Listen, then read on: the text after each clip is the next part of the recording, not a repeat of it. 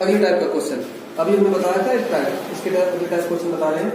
यहाँ पर लिखा है एक आयत की लंबाई 10% वृत्त माने बढ़ाना तथा चौड़ाई को 10% कम करने पर इसके क्षेत्रफल में कितने परसेंट की वृद्धि अथवा कमी होगी।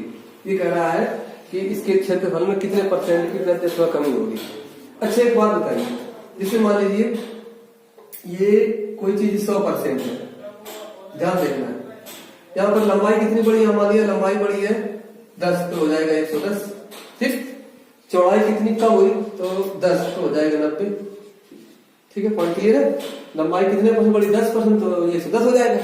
चौड़ाई कितनी कम हुई 10 कम हुई, तो इसमें नहीं अलग अलग कम होगा ना। तुम सोच रहे होगे यहाँ पर थोड़ा ऐसे लिख लें, मान लीजिए यहाँ 100 लिखा, यहाँ से थोड़ा सा पहले इसको हल करने बाद दूसरा तरीका, यहाँ पर 10 होगा तो 110 लिख दिया, यहाँ पर 10 कम होगा तो 90 लिख दिया। और तुमने आयत का क्षेत्रफल का फार्मूला पढ़ा होगा, लंबाई इंटू चौड़ाई, ये सभी लोग जानते हैं फार्मूला आयत के क्षेत्रफल के लिए। और यहाँ पर एल और बी के मान हमारे पास है, एल का मान 110 और बी का मान 90 है, तो हम क्या करेंगे बीच में इंटू लगा देंगे। लेकिन बटे 100 आएगा, 100 क्यों आएगा, क्योंकि परसेंट लगा, इसकी वजह से।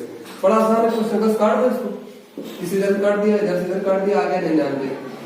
अब ये यहाँ पर ये देखना है ऑप्शन आएगा 1% की वृद्धि, 1% की कमी, इस प्रकार 1% के बराबर या 1% कम या ज्यादा।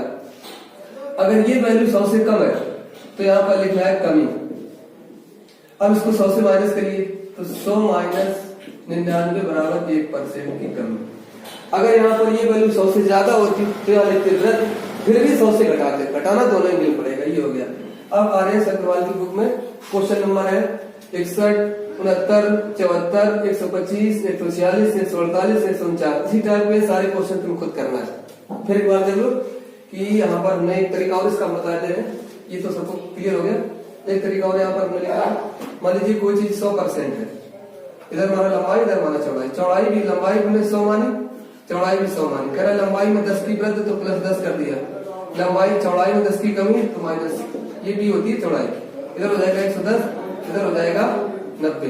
क्षेत्रफल का फार्मूला होता है लंबाई इंटू चौड़ाई, तो बटे 100 आएगा, काटेंगे तो वही आ जाएगा, फिर 99। अब इसको 100 से माइनस करेंगे तो 1% की कमी, अगर ज्यादा है तो वृद्धि लिखना है। क्वेश्चन नंबर 61, 69, 74, 125, 146, 148, 149 क्वेश्चन करना पड़ेगा, नहीं आए तो कमेंट लिखना, तुरंत बताया जाएगा। इसके बाद अगला क्वेश्चन, अगला क्वेश्चन में लिखा है, क्वेश्चन नंबर आर्यन रूल का है 99 नंबर क्वेश्चन। यहाँ लिखा है एक छात्र को परीक्षा में उत्तीर्ण होने के लिए 40% अंक लेने थे, उसने 178 अंक प्राप्त किए तथा 22 अंकों से उत्तीर्ण हो गया। उसने 178 अंक प्राप्त किए, एक सेकंड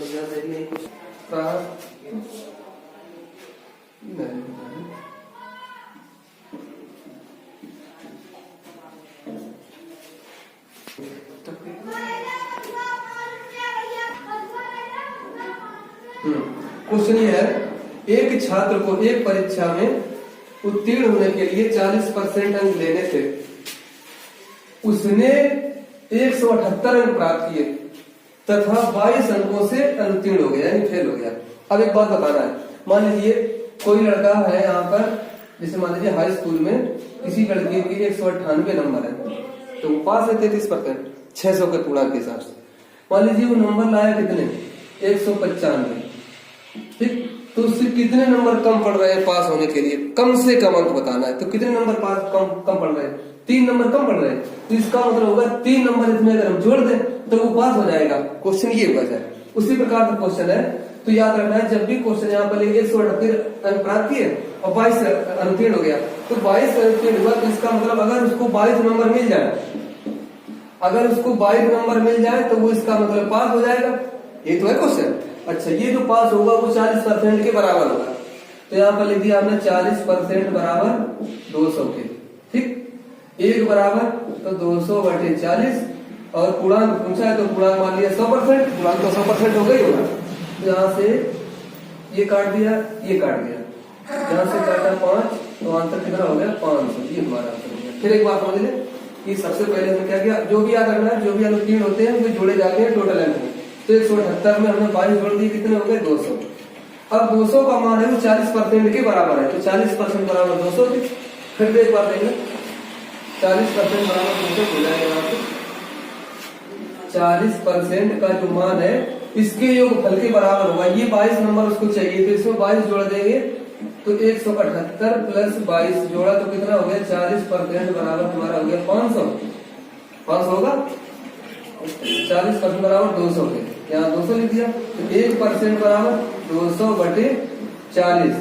अब पूर्णांक तो किसी परीक्षा में 100% ही होता है, तो यहाँ पर 100 का गुणा कर दिया, तो ये जीरो कटा, 4 से काट दिया 20, तो 5 बार कटेगा, गुणा 100 तो आंसर कितना हो गया 500। ये क्वेश्चन है। अब ये क्वेश्चन नंबर है तुम्हारा 99 आर्य चक्रवाल आज बुक में, और यहाँ पर 92 और 93 करके करना क्वेश्चन, इसी टाइप क्वेश्चन है, फिर आगे बताएंगे।